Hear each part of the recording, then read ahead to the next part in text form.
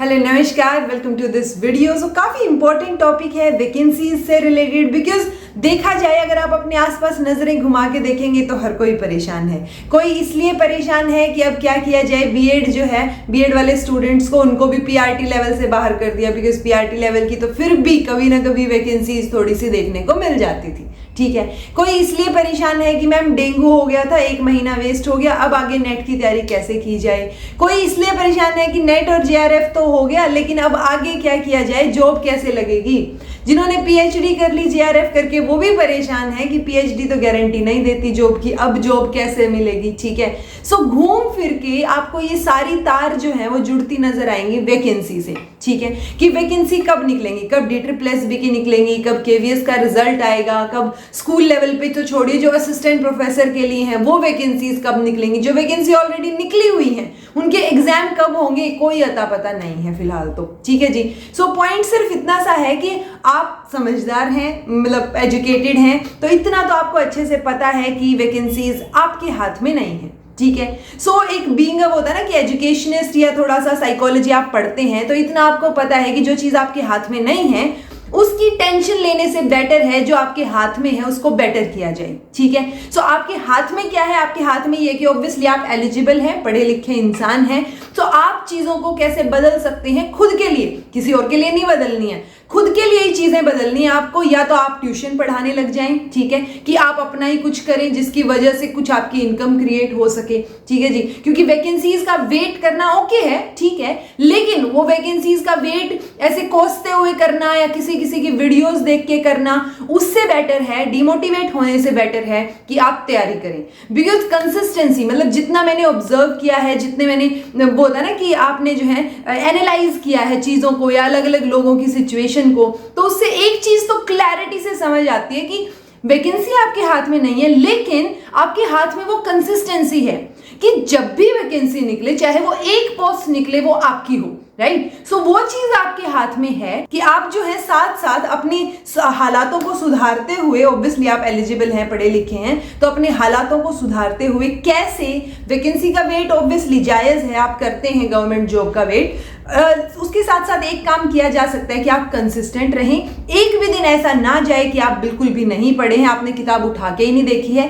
Because अगर आपने ये कोशिश नहीं की ना कि आप कंसिस्टेंट हैं, तो उससे एक चीज तो जरूर हो जाएगी, जब भी वैकेंसी निकलेंगे आपका नहीं हो पाएगा।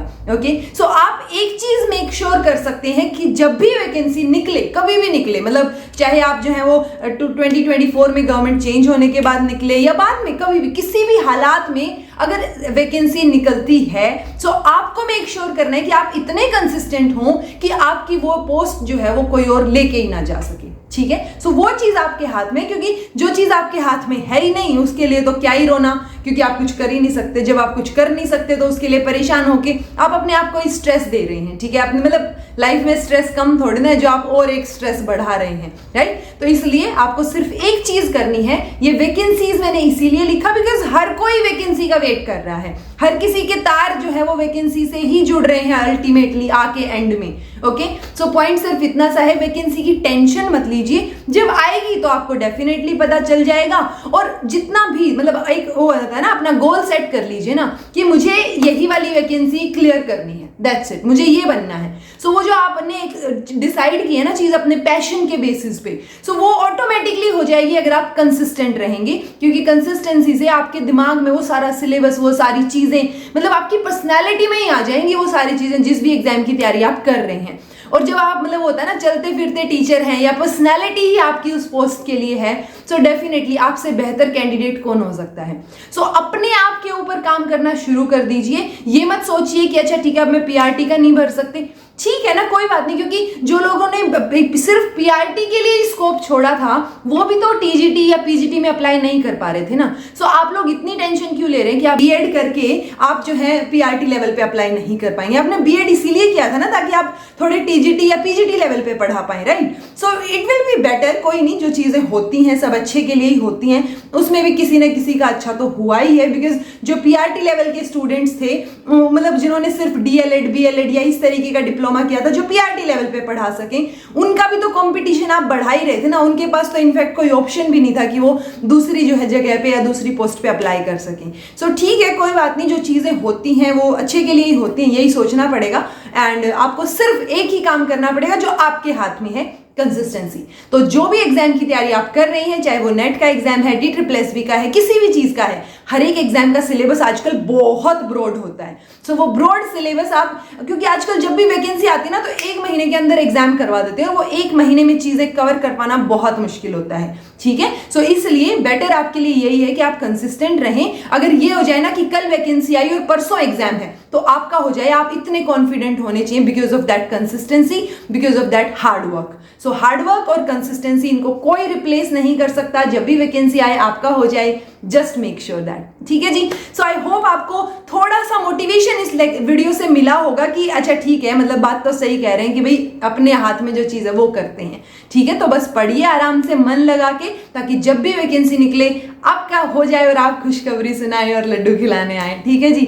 सो this was all about today. Thank you so much for watching. हताश होने की जरूरत है नहीं, सबकी लाइफ में प्रॉब्लम्स हैं, आपकी मेरी। जो आपको ऐसे लग रहा है ना कि ये इंसान तो बस इसी की लाइफ है अच्छी, बिल्कुल ऐसे जन्नत जैसी लाइफ है, ऐसा नहीं हो सकता। ठीक है, हर एक की लाइफ में अपने अपने लेवल की अलग अलग प्रॉब्लम्स हैं। ठीक है जी। सो आई होप आपको थोड़ा सा अंदर से ऐसा हुआ हो कि चलो अब पढ़ लेते हैं, और जब भी वैकेंसी निकले और हमारी पोस्ट हो, वो चीज दिमाग में आपके रहे, इसलिए ये वीडियो जो है वो बनाने की जरूरत पड़ी। This was all about today. Thank you so much for watching.